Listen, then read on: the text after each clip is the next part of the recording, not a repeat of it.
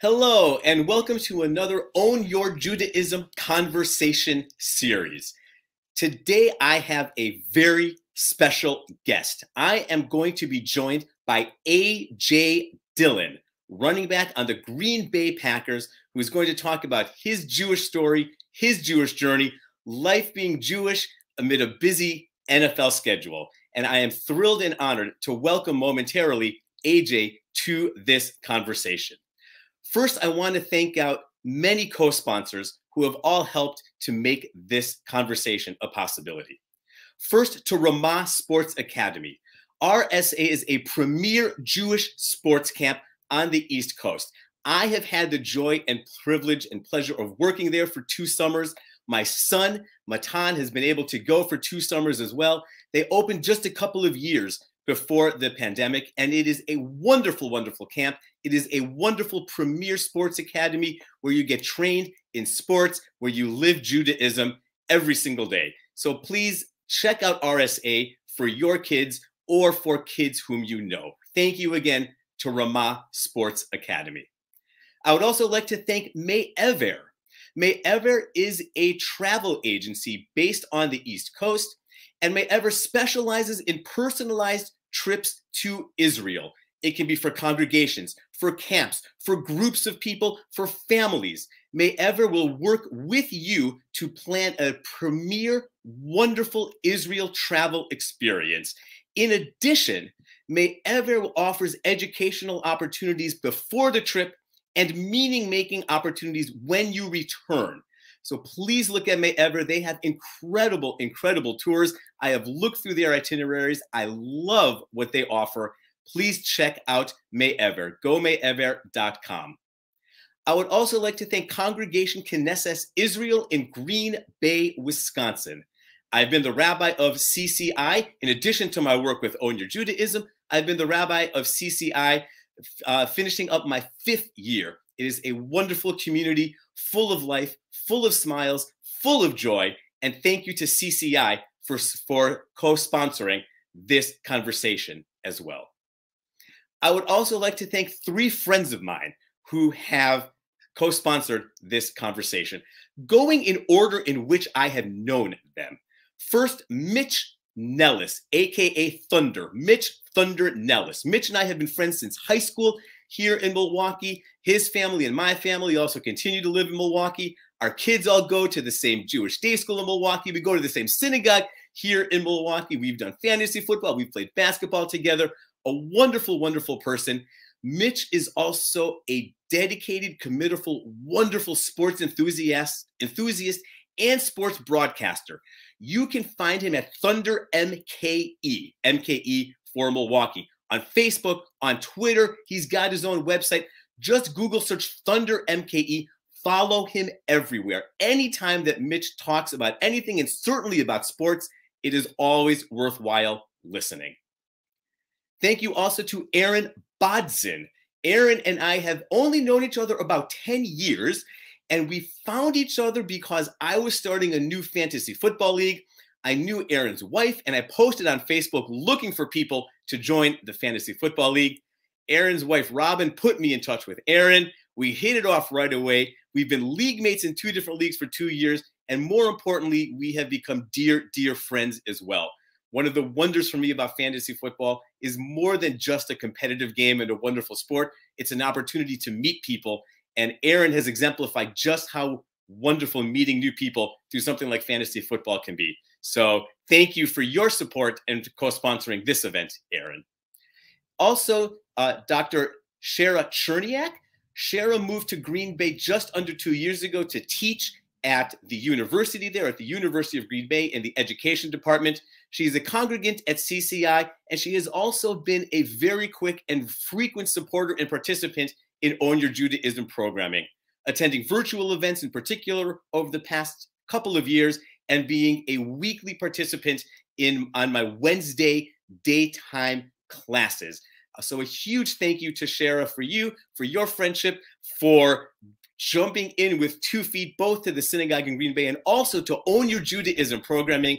And thank you for co-sponsoring this event.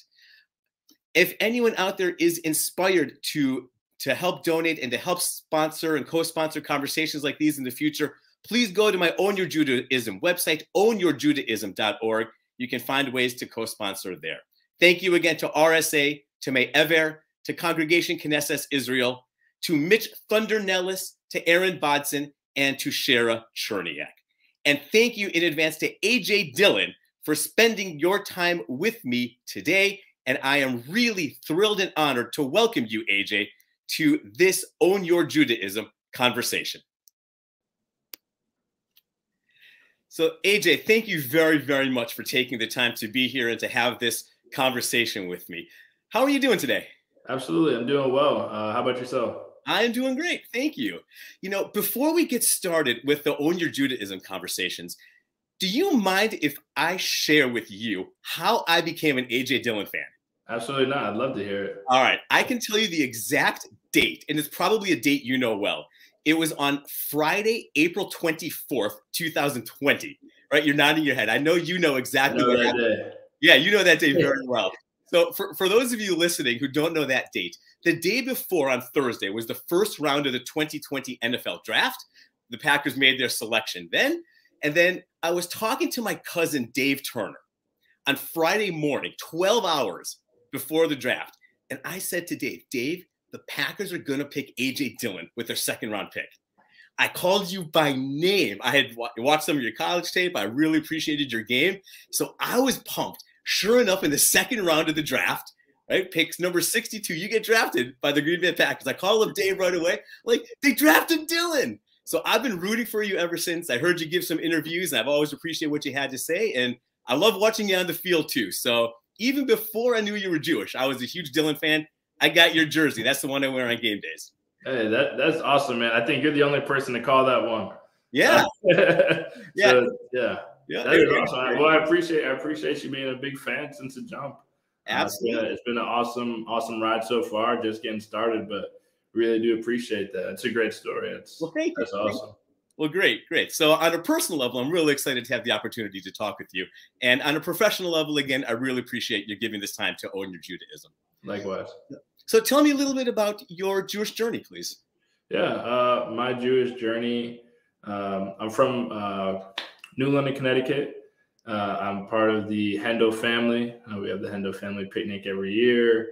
I grew up going to Hebrew school and practicing and everything. And along the road, I believe right around when like football started to get really serious.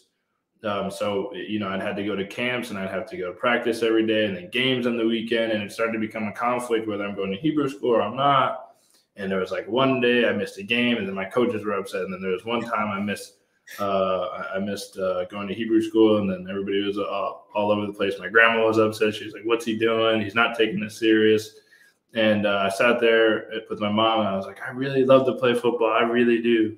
And she was just like, "I understand. Just make me this promise. If you're not going to go to Hebrew school and you're going to go play football and do all this, make sure you're putting your all into it. You better be really good." And so, I mean, it worked out. I made good on that promise. I told her I'd do everything I could to be the best I can be. And, it worked out. But, yeah, that's my story. I guess it's definitely a little unorthodox. I'm kind of practice, kind of don't, just because of the time that I got out of Hebrew school and things like that. But, I still own my Judaism. Still very proud. And so it's awesome, though. Wow, that's a great story. Yeah. Was your mom disappointed, or was that an easy decision for you, or it's just and you were just going to run with it? Well, it wasn't an easy decision for me back then because all my life up to that point had been Hebrew school, had been Judaism. My entire family on that side of my family is all Jewish and all practicing and all observe every holiday and everything like that. So they weren't upset, but it was one of those things that it was just not like, that's not what anybody did. Yeah. So for me to say that, for my mom to, realize my passion behind it, speaks to her because her, at the end of the day, she was the one who made the decision. It wasn't me. She says, if I can, I can. So for her to, look at her son and be like, I can see you really want to do this. I can see it's that important to you. Big props to her. Well, great. Thanks for sharing that story, and thanks for sharing the wonderful decision your mom made. That it is a hard decision for a parent. Sometimes, looking out for your kid isn't always the easiest thing to do. Yeah. You have your own vision. Yes. Real credit to her as well. What do you enjoy or appreciate most about being Jewish? I would say, I'd say the history. I'd say I'd say the lineage. I'd say that the proud history. That's something. In the Hendo family, we have the book that goes back and is constantly being updated. Every new member, every past member of our family, and it's a book this big. And it's one of those things I didn't realize. I guess until last summer, I didn't realize how proud I really was until like last summer. I'm sitting there, and my fiance and I were sitting down, and her family's been working on this ancestry.com thing, and they're going and they're trying to link who's this, who's that. And I made a call to my grandma, and I'm like, hey, like I'd like to do this with our family. Can you give me a few names? And she sends me this PDF, and it's constantly being updated. Like one of your third cousins in Virginia was just born 2 days ago. It's that updated. And so it was just one of those things. And then I dove so deep into it, and I'm reading all these things, and I'm reading these blips about my ancestors and, the things that they went through, how they got here, how my whole family originated or not originated, but it was my immediate family is now in Connecticut, how they got there, and like what my great grandpa was doing and things like that. And it's just such a strong culture. And I feel very proud to be a part of that history and propelling it forward. Wow, that's a great connection. A lot of times people talk about a ritual or a favorite holiday, and those are all great things. But, Judaism also talks a lot about l'dor v'dor, from one generation to another. Mm-hmm. And I think sometimes that kind of history gets lost in the faith practice, right? You get caught up in like going to religious school or preparing for Passover. Today's Thursday, that begins tomorrow night. And the whole connection. I'm just upset I can't look for the Afikomen. I hosted a virtual Seder for a couple of years during the pandemic, and I actually had like a Where's Waldo picture. Kind of like find Where's Waldo, so you can be Coleman, but you can at least find a Waldo. So worst case, you can pop one of those up. But, perfect. That's awesome. Yeah, but I love the connection with your ancestry and with the heritage. So, has being Jewish impacted your life in the NFL at all? Your career? I wouldn't say it's necessarily impacted my life in the NFL. It's definitely opened up a few doors, like being here with you, having this conversation. I went to the conference. It's slipping my mind right now. Conference last year or a couple months ago down in Baltimore, and there was people of Judaism from all over the world. And it was just great to have these opportunities where I can talk to kids, I can talk to a rabbi like yourself, and just that networking and that talking, and for me to hang out with all those kids from all over the world and just tell them to be proud of their faith, proud of their culture, proud of just everything, their heritage, all those things was awesome, because I'm not the stereotypical, what people would say, the stereotypical Jewish man. I'm African American, I'm Black, I have tattoos, I play in the NFL. Like, it's not your, and so I was just like, they had a lot of questions there. It was like, have you ever been, like bullied or things like that? I'm like, yeah, but it's one of those things, like, you have to look around and you see how many people are the same, right there in the same with you. They're right there with you. And even if they're not right there with you in your class or in your school, you got to understand that it's much bigger than that. It's a huge family. So I'd say it's positively impacted me in the connections that I've been able to make. Sorry, that was long-winded. No, that's great. That's great. Thank you. How have you been able to continue to celebrate your Judaism, to own your Judaism with, I have no idea how crazy and busy and hectic and demanding an NFL schedule could be. I can only pretend to guess. Yeah. How have you been able to continue to celebrate and own your Judaism as an NFL player? Yeah, it's been pretty tough, just because, right when I got drafted, that was the first kind of wave of COVID in the NFL. So my last 2 years have been, even last year we had fans and things, but we were still kind of in COVID protocol for a little bit here and there. There's travel restrictions. You couldn't really see people, or you had to get them COVID tested before they came. You couldn't go home, things like that. And so it's been, like I said, it's just one of those weird times where I'm still trying to figure it out. Now since I left and was going to Passover, since I've left and I was a junior in college, and now I'm going into my third year in the NFL. Since then, I have a fiance, I have a house, I have a full-time job, I got my license, I got a car and insurance. So it's one of those things. My family is on the East Coast, so they've FaceTimed me the last two Passovers and things like that. But it's definitely something that I try to stay at least included in, even if I can't practice and celebrate with them. I'm trying to make sure I'm still a part of it. I don't want to lose sight of that. But right now, it's one of those things. Like once I get everything settled here, we're gonna figure that out. Yeah, that's a lot of transitions in a couple of just. Yeah.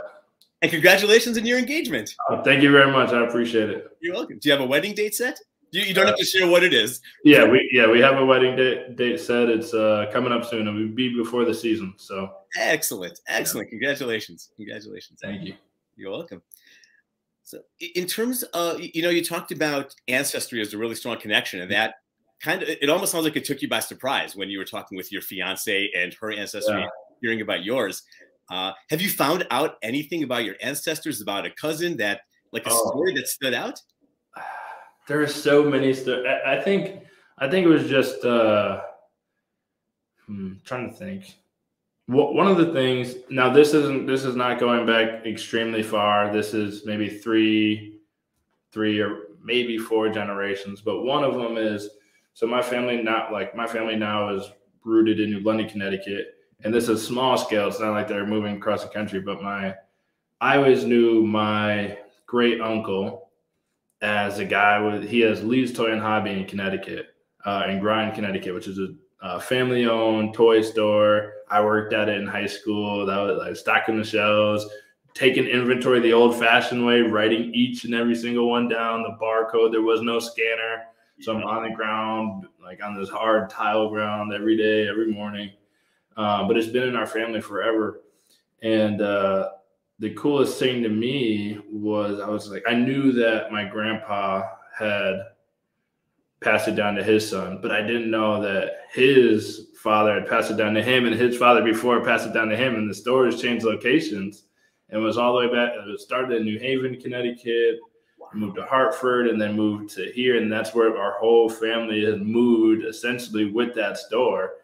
And it was just really cool. And I don't know, I guess I'm kind of a nerd for those types of things, but I love history. I went to Boston College, and, all the history in Boston, all the stuff that happens there. It's just one of those things. I was like, wow, I have so much more appreciation for this store than I did when I was just counting the time and when I can leave. So, that's the one that sticks out to me right now. But I can't remember specific names or where from, but we could track back when my ancestors came over to America, where they went originally. It wasn't Connecticut. I just can't think of it off the top of my head, but it's very detailed. And then ancestry DNA, I don't remember the whatever, but it tracks stuff that they didn't even have in the book, and it all added up, because at some point you're like, how real can it be? But it all added up, and it was it's really cool. And there's document from them at Ellis Island. You can see their names in there and things like that. Wow. Thinking ahead, and I know you got so much going on, third year Packers running back, fiance. I've read a lot about your passion for Door County. You got so many things coming up that it might be hard thinking ahead to a legacy already, right? So obviously there'll be Packers Hall of Fame, NFL Hall of Fame. That'll certainly be a legacy. Yes, fingers crossed. Exactly. And at some point, you're going to be part of that. Was it Handel family? Handel, yeah. So part of that Handel genealogy and story, right? Yeah. Are you able to think ahead? When you talk about the next couple of generations, and they think about AJ Dillon, they'll think about Packers, they'll think about so many wonderful things. Are you able to think ahead to what part of that Jewish legacy is going to be? What might they be able to think or say about you? Yeah, I have not thought about that, but it's one of those things where I'd say I'd relate it a lot to how I approach the football field, and it's also the way I try to approach my life. I always say this in any interview anybody wants to ask me. I'm not a big stat guy when it comes to football. My goal is to be dependable. I want to be, whether it's the first quarter, the fourth quarter, or overtime, whether it's first down or fourth down. I want to be the guy that everybody, my teammates, the coaches, the fans, somebody watching at home, they know, hey, if AJ gets the ball, we're going to be okay. We can count on him. And so I feel like that is also how I try to, interact with my day-to-day life and my day-to-day task and things like that. And so I also would love for that to transpire over to my faith and how, you're talking about legacy, how I one day raise my kids and how their upbringing is, however that may go. Like you said, everybody has their own path, and, that's having kids and all that stuff will be their own path. And maybe I'm the one that's saying, hey, you better be good at this or you're not, or go to Hebrew school. Who knows? So that would be really funny. But, I think just having that mentality that no matter what you're doing is dependent. Much rather people look back in that Hendo book and be like, hey, he was a great guy, got his stuff done, and you could always count on him than, Packer legend, but nobody ever heard from him. Wow. You're actually talking about a Jewish concept, which just jumped into my head, called arevut, the idea that people are responsible to one another. And, usually it's quoted that every Jew is responsible to other Jews, but I like to broaden it that people have an obligation, responsibility to one another, to help each other out, care for each other, and be critical. So you're really just giving voice to a concept in Judaism of arevut. So it seems like you're writing the legacy already. I'm trying my best. All right. One more question, if I may, because you're talking about, legacy and history. And, I'm born and raised in Milwaukee. I actually lived in Boston for a couple of years after college, so I have a Boston connection. And I moved back to Milwaukee coming up on 10 years ago. And, obviously a diehard Packers fan. And the Packers, to me, are the most storied franchise in the NFL. So when you talk about history and legacy, a few years ago, I worked on the field. I was with my cousin setting up for a Billy Joel concert. So I walked through the halls and I was like doing some of the groundwork, moving chairs around. And it was amazing for me to walk through that tunnel. What was it like for you the first time walking onto that field? 2020 and 2021, I'm guessing were different, because 2020, you're walking through the field for your first home game, but the stands are empty. 2021, you're full of maniacal Packers fans. What was it like the first time you really walked through that tunnel and experienced being a Packer? I give you 4 different instances. Oh, wow. All right. So the first time I ever walked through, this is 2020, mid-COVID, and we're doing like our first camp. So it's summer, season hasn't started. I haven't played any games. I'm still a rookie. I don't even have the right pads on. I'm like, like I've never even played football. I'm like, what's going on? So I walk out and it's like 90 degrees, which is crazy for Green Bay. And I just remember just looking around. I'm like, wow, this is the biggest place I've ever seen, playing at Boston College. And I mean, Lambeau is up there for the biggest stadiums. But regardless, I'm like, wow. And I'm tapping my buddies. I'm like, this is crazy. I'm touching the ground, all that. And then second instance, 2020 season, we're playing at home. I'm running out for the first time, but there's no fans. Right. No fans. So my first game experience, I ran out there and it was fun, but I mean, we practiced in here. I've seen it and like, all right. And I can hear the other team echo across. So I'm just kind of like, I don't know. I just didn't feel like football. I felt like I was kind of in practice and things like that. Third is this year, our first home game. Running out there to fans galore was one of the most memorable experiences I've ever had. And it's just rocking. That place is screaming. We got the smoke going. And it was just so like every single person screaming your name. And, there's really no replication for that. It's just one of those feelings that you just bottle up. And then the best one I've had so far is as the season goes on, we flip-flop every game, whether the defense is getting announced or the offense is getting announced. At the beginning of the season, I wasn't a bona fide big-time player or I didn't really have a big-time role yet. And so I wasn't being announced because, you know, me and Aaron Jones are a 1-2 punch. But at the beginning, it was like just Aaron. Yep. But as the season started to go on, Aaron and I were kind of right there with each other.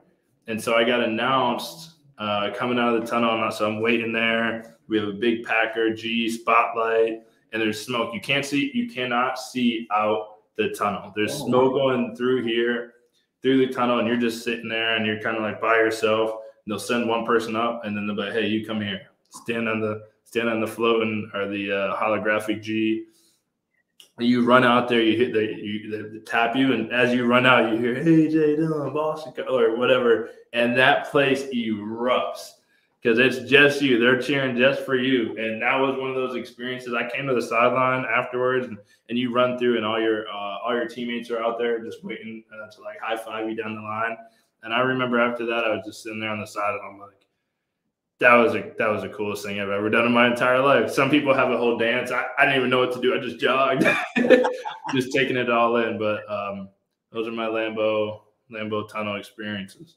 Wow, I love it. What a great story. You know, it actually really connects everything you're talking about Judaism with being a Packer too. You know, family, community, being there for each other, celebrating with each other. Absolutely. I definitely landed in the best place for me. I mean, the way Green Bay and the Packers fans are for one another, regardless if you're an athlete, teacher, a bus driver. That's what it is here, and I love it. Wonderful. AJ, thank you so much. Is there anything you want to add? Anything I didn't ask? No, I appreciate it. I appreciate your time. It was awesome to get a chance to talk to you, and I hope all is well. Got to get you to a Packers game soon. I'm looking forward to it. I'm looking forward to rooting for you again as a fan, but certainly as a person. And thank you for all of your time and all of your insight today, AJ. Yes, sir. Thank you so much. You're welcome. Thank you.